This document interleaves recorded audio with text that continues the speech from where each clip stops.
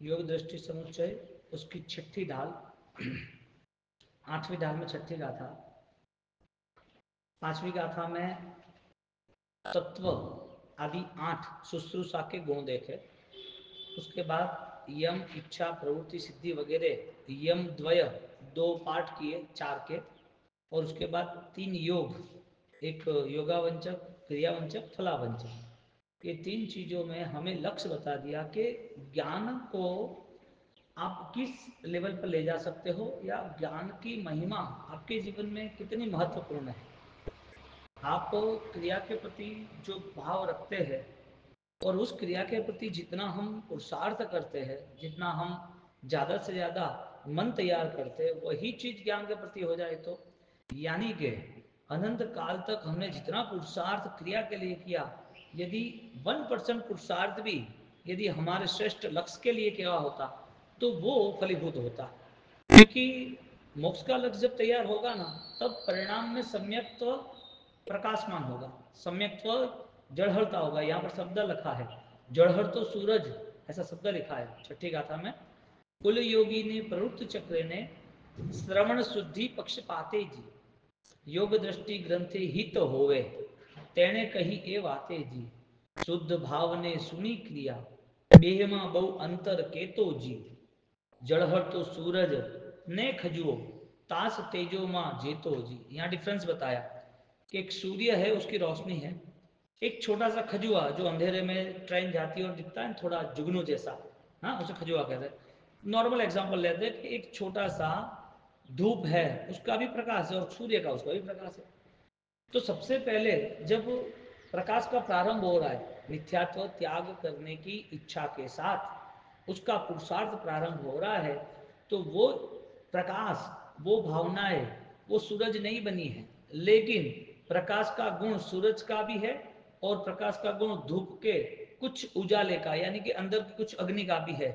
तो जिस तरह ये क्रिया में भी कुछ ज्ञान यूज हुआ है, कुछ ज्ञान का यहाँ पर प्रयोग हुआ है क्रिया में भी, लेकिन वो ज्ञान इतना उपकारी साबित नहीं होता है, क्योंकि उस ज्ञान में संभावना है कि वो ज्ञान समाप्त हो सकता है, बुझ सकता है, वो ज्ञान डुबा सकता है। इसके लिए मिथ्या ज्ञान का, मिथ्या ज्ञान की, मिथ्या ज्ञान जो छूट रहा है, दृष्टि में विकास हो रहा है, लेकिन वो सम्यक भूमिका के साथ नहीं हुआ है। पांचवी दृष्टि के बाद सम्यक दर्शन की भूमिका प्रारंभ होती है, तब उसका उजाला, उसका ज्ञान निश्चित बन जाता है। तो यहाँ पर क्रिया और ज्ञान का अंतर बताया, जैसे एक सूर्य का प्रकाश, एक धूप का प्रकाश। तो क्रिया का पुरुषार्थ यदि हजारों भाव तक हो, यानी कि भक्ति का लिस्ट लगाओ, 1000 भाव छोड़ दो, नहीं सारी बातें अभी का ही लिस्ट लगाओ। पास्ट में तुमने तुम्हारी एज के हिसाब से जितने बार क्रिया हुई है, जितने बार अनुष्ठान में हमें बहुत मेहनत, बहुत पुरुषार्थ किया है, उस अनुष्ठान में सम्यक भावना आई होती तो क्या होता। हम नहीं होती ऐसा नहीं कहते, चलो छोड़ दो, सम्यक भावना आई होती तो क्या होता। ज्ञानी कहते कि वो भावना के कारण ज्ञान का विशाल प्रकाश, सूर्य सम, ऐसा ज्ञान होता है। तिथय रामे तिथय सम सूर्य, सूर्य के तमाम तीर्थंकर की उपमा बताई, आई चेस्तु अयम प्रयास है, भगवान की उपमा बताई। तो भगवान कैसे है, यानी कि एक आत्मा केवल ज्ञान को प्राप्त करता है तो उसके गुण कैसे है। एक आत्मा आठवीं दृष्टि पर केवल ज्ञान के करीब है तो गुण कैसा है। तो लक्ष्य नहीं बना तो क्रिया ने जितना भी मन बनाया, क्रिया में जितना भी जोर दिया कुछ फलीभूत नहीं होगा। तो ज्यादातर क्रिया के बेस पर यूं लगता है कि क्रिया करने वाला बहुत बड़ा आराधक है, और ज्ञानी हमें कह रहे कि तेरी क्रिया फलीभूत हो ऐसा आराधक बन तू, क्रिया नहीं करनी ऐसा नहीं। तेरी क्रिया का बल मिल जाए तुझे तो काम हो जाएगा तेरा, लेकिन क्रिया का बल क्यों नहीं मिलता है। क्रिया में क्या प्रॉब्लम है। क्रिया तो करे मंदे सूत्र तो गौतम स्वामी ने लिया साधना की दृष्टि से, उसकी परंपरा में कुमारपाल महाराजा आए, नहीं आए इतने सारे, तो क्रिया तो वही है, तो दूसरा क्या प्रॉब्लम है। यदि क्रिया में ज्ञान नहीं बसा है तो क्रिया के बिना उसकी पूरी व्यवस्था बदल जाती है। क्रिया करते करते उसे ऐसा लग रहा है मुझे मिल रहा है, मुझे कुछ मिल रहा है, हालांकि उसका टारगेट ज्ञान नहीं बना। और ज्ञान बन जाता तो उसे क्या मिलता? सबसे बड़ी खोज पूर्ण हो जाती अनंत काल की। सबसे बड़ी खोज कौन सी खोज थी? सत्य की, सम्यक भाव की। अब क्रिया जब भी होगी ना, एक क्रिया होगी ना तो लाखों क्रिया के बराबर होगी। क्रिया का मना नहीं किया, लेकिन लाखों को टक्कर दे ऐसी क्रिया कब बनेगी? क्रिया है जो, उसका बल कैसे मिलेगा? कुछ तो सम्यक दर्शन की ताकत होगी ना, जिसके कारण तीर्थंकर वहां तक पहुंच गए। यानी तीर्थंकर का प्लेटफॉर्म तैयार हो गया, तीर्थंकर बनने का रास्ता मिल गया। ऐसा कौन सा बल होगा उसका? सम्यक दर्शन ऐसी क्या भूमिका, सम्यक ज्ञान ऐसी क्या भूमिका कि उस आत्मा को संसार में भटकने नहीं देगा? लाखों क्रिया के बरोबर एक सम्यक क्रिया का फल मिलता है। ये बात शास्त्रों की है। तुम्हें यदि दिल में नहीं बैठती है, यदि तुम्हारे भाव में नहीं आती, यदि तुम्हें पसंद नहीं है, यदि तुम्हें गलत लग रही है, चलो ठीक है। अब दूसरी साइड देखते हैं। लाखों क्रिया के बाद एक गुण प्रकट किया हो तो बताओ, जो तुम्हें लगातार साथ दे। लाखों क्रियाओं के बाद एक गुण साथ दे, चलो ये भी छोड़ो। लाखों क्रिया के बाद एक दोषक्षय हुआ है, वो बताओ। देखने जाओ तो दोषक्षय गुण का स्वरूप है। दोषक्षय करना वो गुण की अभिवृत्ति है। अब दोषक्षय हुआ कि नहीं हुआ लाखों क्रिया के बाद, वो कौन पता करेगा? जो लाखों क्रिया हुई उससे ज्यादा नतीजा एक क्रिया का मिलता है जब सम्यक दर्शन आधारित होती है। लाखों क्रिया जब होती है, वो लाखों क्रिया लाखों भवों के बाद भी उसके जीवन में गुण प्रकट होना तो समझो सम्यक दर्शन के आधारित है। लाखों क्रिया के बाद भी उसके जीवन में मूलभूत परिवर्तन के नाते एक गुण को पकड़ ले कि मुझे ये गुण प्राप्त करना है, इस गुण के आधार पर सारी लाखों भवों की लाखों क्रिया वो भी फलीभूत साबित हो जाएगी। वजह क्या? वजह एक ही थी कि सत्य का निरीक्षण, सत्य का पक्ष उसका जीवन का धर्म का श्रेष्ठ हिस्सा बन जाता है। अब देखने जाओ तो क्रिया के साथ तुम्हारा ऑब्जर्वेशन करो, क्रिया के साथ तुम्हारी स्थिति देखो। दुनिया की स्थिति छोड़ दो, दुनिया में तो जीव कर्म बस है, उनको बदलने की कोशिश हो महामिथ्यात्व। सामने वाले का परिवर्तन हो, सामने वाला बदल जाए, ऐसा नहीं हो सकता, ये बाह्य दृष्टि मिथ्यात्व ही है। तुम्हें परिवर्तन कौन सा लाना है? एक भाव के लिए लाना परिवर्तन कौन से लाना? क्रिया के लाना। परिवर्तन कौन से लाना? वो अच्छी तरह तुम्हारे साथ रहे। वो परिवर्तन कौन से लाना? लोग जैन शासन की सेवा करेंगे, आत्म सेवा है, वही जैन शासन की सेवा। जैन शासन के लिए हम मर मिटेंगे, तू तेरे दोषों का क्षय कर, तू तीर्थंकर बन जाना, अनंत आत्मा तेरे पीछे तीर्थंकर बनने की ताकत बना देंगे। एक महावीर स्वामी भगवंत मोक्ष में गए कि नहीं गए? दादा गुरुदेव राजेंद्र महाराज ने अध्यात्म क्रांति गुणों से की कि नहीं की? वो गुणों की अध्यात्म क्रांति आज कितने उनके दीवाने हैं? वजह क्या? एक आत्मा को यदि भाव धर्मों की प्राप्ति होती है तो उस भाव धर्म की प्राप्ति के पीछे वो अपना सबसे ज्यादा हिस्सा लगा देता है। अभी तक आपका हिस्सा नहीं लगा, 55 साल तक कुमार पांडे कुछ नहीं किया, समझ लो। लेकिन जब प्रारंभ हुआ तो 55 साल से भी अधिक रिजल्ट उसे मिल सकता है। अल्प क्रिया अधिक अधिक भाव से, क्रिया अल्प भाव अधिक। तो यहाँ 8वीं गाथा में कुल योगी ने प्रवृत्ति चक्र में, अब जो जन्म मिला है जैन कुल का, उसमें संस्कार मिले बचपन से, अब उसका खुद का एक बैलेंस सेट होता है, उसका एक नेचुरल पावर सेट होता है कि मुझे क्या करना है इस जीवन को लेके, मेरा इस जीवन के साथ जुड़ना और इस जीवन के बाद क्या है, कहाँ जुड़ना है, मेरा उद्देश्य क्या है। आराम से सोच सकते, चिंतन कर सकते हैं ना। तो इसका मतलब ये हुआ कि बाह्य दृष्टि का त्याग इस चिंतन से हो रहा है। मेरा जन्म क्यों हुआ, मैं यहाँ क्यों हूँ, मेरी आत्मा का भविष्य क्या है, ये चिंतन बाह्य दृष्टि को खत्म कर देता है। अभ्यंतर की बात अभी नहीं करते हैं, गुणों की बात अभी नहीं करते, लेकिन ये थिंकिंग लेवल भी आना वो अपूर्वकरण का निकटवर्ती व्यवहार है, सम्यक दर्शन की निकटवर्ती व्यवहार। क्योंकि तुमने जो सोचा ना कि मेरा यहाँ क्यों आना, इसका मतलब तुम यहाँ पर किसी और की वजह से आए हो। ये सोचने के पीछे का सबसे बड़ा राज ये है कि यहाँ पर कोई भी तुम्हारे रिमोट से तुम्हारे कारण कुछ नहीं हो रहा है, और जिसके कारण हो रहा है वो यदि देखा जाए तो वो चीज से तुम्हें मुक्त होना है, कर्मों के कारण हो रहा है। जब आत्मा आगे जाएगी तो कर्मों के कारण आगे जाएगी। तो प्रवृत्ति चक्र में यानी कि क्रिया योग में वो अब अपने स्पष्ट बोध से आगे बढ़ता है। बोलो अनंत काल का बोध, यानी कि अनंत काल के बाद भी जो नहीं मिला वो सम्यक दर्शन तुम्हें देता है। सम्यक दर्शन से जो मिला है वो सम्यक दर्शन फोर्स कर रहा है, कैन गो, मस्ट, जाओ आगे, आगे जाओ। कहाँ जाना है? उसकी यात्रा परिपूर्ण शुद्ध चैतन्य आत्मा की है। उसकी यात्रा अपने अंदर छिपी हुई परम ऐश्वर्य रहती है, परमात्मा के अतिशय है ना, 34 अतिशय परमात्मा के, 12 अष्ट प्रात्यार्य, 8 प्रात्यार्य और दूसरे 4 बार गुण हम देखते हैं ना, ये क्या है? एक द्रव्य समृद्धि है और दूसरी भाव समृद्धि। भाव समृद्धि वचनातिशय, पूजा अतिशय, अपाया पगमा अतिशय, ये सब बाह्य समृद्धि है जो उनसे कनेक्ट नहीं हो रहे, दूसरे कनेक्ट हो रहे हैं। दूसरे के दुख दूर हो जाए है वो नहीं चाहते, दूसरे ऐसा चाहते कि मैं जुड़ जाऊं तो दुख दूर हो जाए। दूसरे उनकी पूजा कर रहे, पूजा अतिशय, वो नहीं चाहते, दूसरे चाहते कि ये पूजनीय मैं पूजा करूं। भगवान क्या चाहते हैं? वचनातिशय, तेरा दुख अनंत काल का खत्म हो जाए ऐसा मैं चाहता हूं।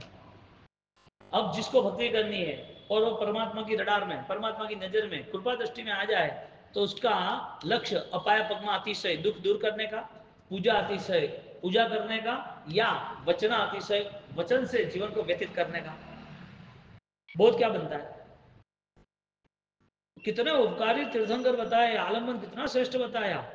अनंत काल की क्रिया में जो शक्ति नहीं मिली, जो फल नहीं मिला है, आज वो फल तुझे क्रिया के माध्यम से मिल जाएगा।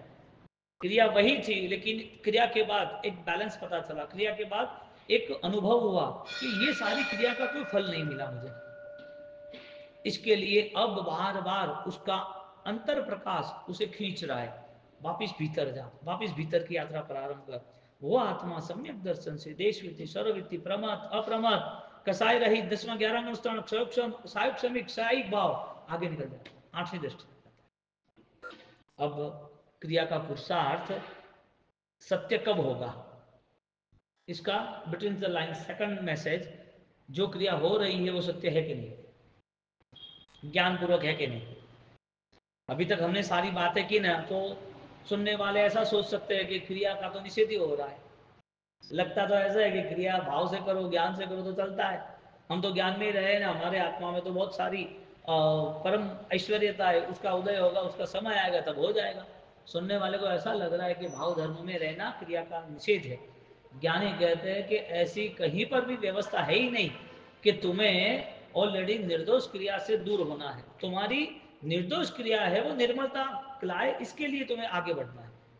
तो 5वें 6ठे गुणस्थानक के बाद सारी जो क्रिया होती है 7वें गुणस्थानक की, वो सारी क्रिया भाव प्रकाश की होती है, आंतरिक समृद्धियों की होती है। इसके लिए कोई ऐसा समझ ले कि हम तो ज्ञान में मस्त है, क्रिया कम ज़्यादा कर चलेंगे, तो फिर हमारे दादा गुरुदेव राय श्रीमान ने अंतिम समय में भोजन क्यों छोड़ा, समाधि क्यों ली, 3 दिन तक बोल दिया भाई अब मेरी आत्मा को यहाँ ये शरीर साथ नहीं दे रहा, ये पुद्गल ने जितना मुझे साधना करने की साथ दिया, उपकारी पुद्गल है, मैंने संभाल लिया, ठीक है, मेरी साधना अभी पूर्ण हुई है, नई साधना पुकार रही है, मुझे आगे जाना है।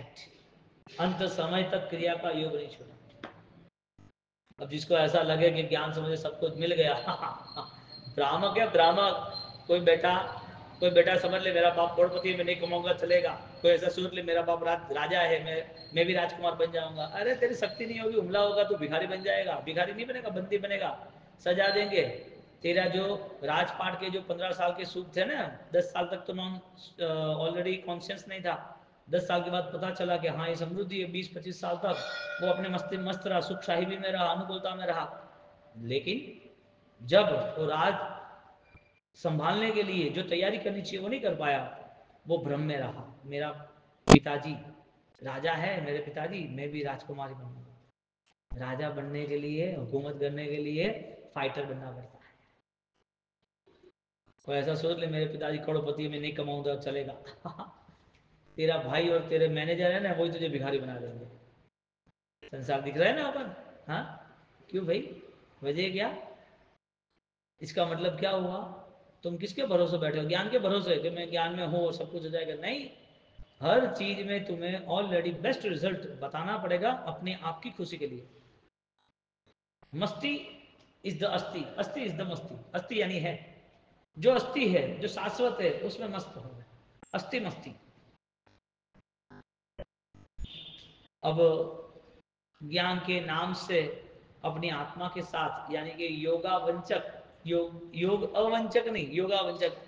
योग के साथ चिटिंग, क्रिया के साथ चिटिंग, आत्मा के साथ चिटिंग, आत्मावंचक, फलावंचक, योगावंचक, ये गुण आते हैं, इसके जगह ये करते हैं। तो ज्ञान ने सबसे बड़ी भूमिका ये निभाई कि तुम्हें कहीं पर भी गलत दोषों में झुकने नहीं देंगे, क्योंकि जब भी गलत क्रिया होती है तो कहीं ना कहीं अपना मॉरल तैयार होता है। किसी के प्रति दोष देखना, इसका मतलब हमारे पास वो सब कुछ व्यवस्था है किसी को गिराने की। हर कंडीशन में तुम ऑलरेडी कर्म के उदय को समझकर अपने मन को ऑलरेडी सम्यक ज्ञान में स्थिर कर कर श्रेष्ठ निर्णय करके निर्मलता में रह सकता है जीव। हर कंडीशन में अपने निर्णय को समझना कि ये सब कर्म का उदय है, उस निर्णय के द्वारा निर्मलता निरंतर बहनी चाहिए। निर्णय ही निर्मलता है, निर्णय ही निर्माण है। मोक्ष का सुख निर्णय के द्वारा मिलेगा ना। बोलो, तुम्हें कर्म कुछ छुड़ा दे तब तुम्हें कॉम्प्रोमाइज करना है, कोई ले जाए तब तुम्हारा ज्ञान कॉम्प्रोमाइज करेगा। दोनों जगह तुम्हारा कोई ना कोई चीज तो वियोग हो ही रहा है। वियोग किस कारण तुम समझ रहे हो? कर्मों के उदय के कारण वियोग को समझ रहे हो या ज्ञान दशा से वियोग को समझ रहे हो? जो जा रहा है उसमें तुम्हारी ज्ञान दशा काम कर रही है कि तुम्हारी कर्म दशा काम कर रही है? ज्ञान दशा काम करेगी, इसका मतलब गुणों से आप कंसल्ट होगे, और कर्म दशा ज्ञान करेगी यानी कर्मों के कारण सब सोच रहे, चिंता कर रहे, ज्यादा प्रेशर में रहे, ऐसा क्यों, वैसा क्यों, ये क्यों, वे क्यों। साम्राज्य छोड़ दिया, छूट गया दोनों चीज। साम्राज्य छूट गया, चक्रवर्ती को वैराग्य हुआ तो वही चक्रवर्ती, उसके बाद दूसरा होगा कि साम्राज्य छोड़ना पड़ा। ये स्वीकारना ही नहीं है। हमें ये स्वीकारना पड़ेगा कि संसार की घटनाओं में मेरा इन्वॉल्वमेंट नहीं है। संसार की स्थिति परिवर्तनशील है, मुझे उस परिवर्तन में नहीं जुड़ना, मुझे मेरे परिवर्तन में पूर्ण रूप से जुड़ना। बोलो, आज और कल उसमें डिफरेंस क्या आया थिंकिंग लेवल का? 4 दिन या लास्ट वीक का thinking level and emotions level, उस दोनों में डिफरेंस क्या आया? यहाँ पर कुल योगी प्रवृत्ति चक्र यानी कि बेस्ट डिसीजन मेकर बनते हो, अच्छा परिवर्तन कैसे है उसका निर्णय लेता है। श्रवण शुद्धि, बोध सुन रहा है वो पता चल रहा है उसका, खाली सुनना ऐसा नहीं। श्रवण शुद्धि, पक्षपात भी, और उसका जब वो सही सुनता है तो उसका पक्ष में रहता है। इसका मतलब कि तुम किसी आत्मा को देख रहे हो, उसने क्या किया वो क्रिया को नहीं देख रहे हो तुम। तुम्हारा पक्ष क्या है? उसकी आत्मा में गुण है, उसकी आत्मा ने ऑलरेडी परम शुद्धि का कहीं ना कहीं कोई ना कोई ऐसा पूर्व में योग मिला होगा, कुछ ना कुछ, तो उसकी भाव दशा क्या है वो मुझे देखनी, वो क्या कर रहा है वो नहीं देखनी, यानी पक्षपाती। कौन सा पक्षपाती? शुद्धि का। श्रवण शुद्ध, पक्ष शुद्ध, दोनों चीज यहां कंसल्ट हुई। 4 चीज बताई कुल योगी ने प्रवृत्ति चक्री, वो प्रवृत्ति में आया। श्रवण शुद्धि, पक्षपाती, श्रवण सुनता है और सुनने के बाद उसका पक्ष ये बनता है जो सत्य है उसका ही मेरा नजरिया रहेगा, मेरे लिए जो श्रेष्ठ साबित होता है ऐसा मुझे अपनाना। सामने क्या है उसका यहाँ जिक्र नहीं किया, क्या रिजल्ट सामने वाला दे रहा है कांट मैटर हियर, वो सिर्फ और सिर्फ एक ही रिजल्ट, एक ही बात करते हैं, मेरे लिए श्रेष्ठ है वो मुझे अनुसरण करना है। बोलो, आपके लिए तप श्रेष्ठ है कि अनासक्ति श्रेष्ठ है? आपके लिए सामयिक क्रिया श्रेष्ठ है कि समता श्रेष्ठ है? आपके लिए प्रतिकोण श्रेष्ठ साबित हुआ कि उसकी श्रेष्ठता निर्मलता प्रायश्चित साबित हुआ? यानी प्रायश्चित के साथ प्रतिकोण होता है, समता के साथ सामयिक होता है, पवित्र करते भक्ति के साथ पूजा होती। क्या डिसाइड क्या किया? मोरल यहाँ चेंज हो रहा है। पक्षपात क्या है? क्रिया ही हमारे लिए सबसे महत्वपूर्ण है, तो फिर क्रिया के लिए तुम्हें तनतोड़ मेहनत 4 महीना करनी है। ज्ञान तुम्हारे लिए महत्वपूर्ण, ज्ञान आत्मा का हिस्सा बन रहा है, तो तुम्हारे लिए अंतिम श्वास तक परम समाधि का भाव रहेगा, यानी कि आज भी समाधि है। श्रेष्ठ श्रवण शुद्धि यानी श्रेष्ठ शुद्धि, पक्षपाती जी, योग दृष्टि ग्रंथे हित होवे, ये योग की दृष्टि के विकास से आत्मा का हित होता है। जो बात हमने कही है शुद्ध भाव ने सुनी क्रिया, यहाँ वो बात की है, तुम्हारे भाव शुद्ध और क्रिया शुद्ध, क्रिया क्रिया जो सुनी है ऐसा नहीं करना। बहुमा बेउमा अंतर के तो जी, दोनों में अंतर यानी कि डिफरेंस अधिक है। कौन सा डिफरेंस? जड़ हल तो सूरज, सूर्य का प्रकाश, ने खजुआ, खजुआ यानी नॉर्मल जो लाइट आती है वो नॉर्मल धूप का प्रकाश, दोनों का कैसा अंतर है? ऐसा अंतर ताज तेज मा जीतो जी, उसमें तुम देखो। अब आपके लिए एक क्वेश्चन, कौन सी क्रिया श्रेष्ठ है? कौन सी क्रिया श्रेष्ठ है? यानी कहते हैं जिस क्रिया से तुम्हारी शुद्धि बढ़े वो क्रिया श्रेष्ठ है। इसके लिए क्रिया के बेस पर कहीं स्टेटमेंट नहीं दिया कि तुम कौन से ईश्वर की पूजा कर रहे हो, कौन से देवी देवता को पूज रहे हो, कौन सी विधि विधान कर रहे हो, कौन सी क्रिया कर रहे हो, उसके ऊपर स्टेटमेंट नहीं दिया। लेकिन भाव दशा का स्टेटमेंट ऐसा दिया कि तुम्हारी निर्माता के कारण तुम तय कर सकोगे कि मेरे तीर्थंकर, मेरे वितरागी, वो मेरे उपासक है। इसके लिए वो छूट गया। जो मिथ्या दर्शन के जो वहां व्यवहार थे वो छूट गया। उसकी वजह ये थी, क्या डिफरेंस बताया कि तुम्हारे सामने कौन सा निमित्त आता है वो इंपॉर्टेंस नहीं है, क्योंकि तुम्हारी ज्ञान दशा महत्वपूर्ण है। ज्ञान दशा इतनी महत्वपूर्ण बन गई कि वो निर्णय करने लगे कि वितरागी ही मेरे उपासक है। बोलो छूट गया कि नहीं मिथ्यात्व? अन्य क्रिया में जो भाव था उसका विरोध नहीं हुआ, उसका निषेध नहीं हुआ, वो तो सहज था कि मेरा स्वरूप नहीं है। एक गाय जो है वो 1000 गायों के बीच खड़ी है और उसका बछड़ा दूर से आ जाए, खोजेगा कि नहीं खोजेगा? मिलेगा कि नहीं मिलेगा? क्यों भाई? उसकी माँ को खोजने के लिए उसे हार्ड पड़ रहा है? हार्ड नहीं पड़ रहा है, उसके अंदर उसने इतना घूटा है, हजारों में वो वहीं चला जाता है। एक माँ है, अपने बेटे को स्कूल में पढ़ रहा है, तीसरी या चौथी कक्षा में, अभी उसको लेने गए स्कूल पर, सबके ड्रेस सेम है। क्या उसका लक्ष्य क्या होगा? बच्चों को लेके निकले, जल्दी चलो अपने घर जाना है, लेट हो रहा है, अब खेलना नहीं है। क्यों भाई? जिसको अपना स्वरूप पता चल गया ना, वो उसके लिए अपने आप फ्री हो जाता है। उसका मिथ्या दर्शन, मिथ्या भाव, मिथ्या क्रिया वो यहाँ साथ ही नहीं देती उसका। कहाँ योग है? अब बोलो जोर करना पड़ता है, मिथ्या तो छोड़ना पड़ेगा। छोड़ो, कितने भाव का छोड़ोगे वो तो बताओ, कितनी क्रिया का छोड़ोगे वो तो बताओ, कौन सा मिथ्या तो छोड़ोगे, अंधश्रद्धा कौन सी छोड़ोगे वो तो बताओ। ये सारी चीजें छूट जाती है। और एग्जाम्पल बताते चलो। फर्स्ट टाइम तुमको कैश गिननी है, 10 लाख रुपए दिए, कितना टाइम लगेगा?